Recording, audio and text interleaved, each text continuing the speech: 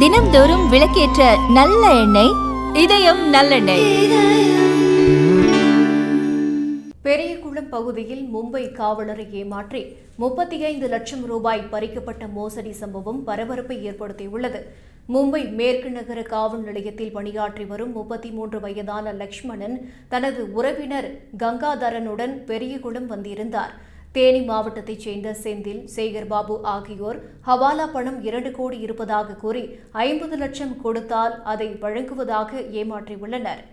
இதன்படி லக்ஷ்மணன் 35 லட்சம் ரூபாய் மட்டும் கொண்டு வந்து தனியார் லாட்ஜில் தங்கியிருந்தார். பின்னர் போலியான 2000 ரூபாய் நோட்டுகளை காட்டிய போது குற்ற புலனாய்வு பிரிவு காவலர்கள் என கூறி வந்து மற்றொரு கும்பல் லக்ஷ்மணன் மற்றும் மற்றவர்களை அடித்து காரில் ஏற்றிச் சென்றது.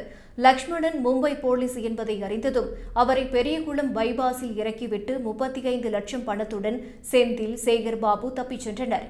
இதுகுறித்து லக்ஷ்மணன் புகார் அளித்ததை தொடர்ந்து காவல்துறையினர் ஆண்டிப்பட்டியை சேர்ந்த அஜித்குமார், திண்டுக்கல் மாவட்ட தோட்டலூத்தைச் சேர்ந்த காவலர் நரேந்திரன், ராம்குமார் ஆகிய மூவரையும் கைது செய்தனர்.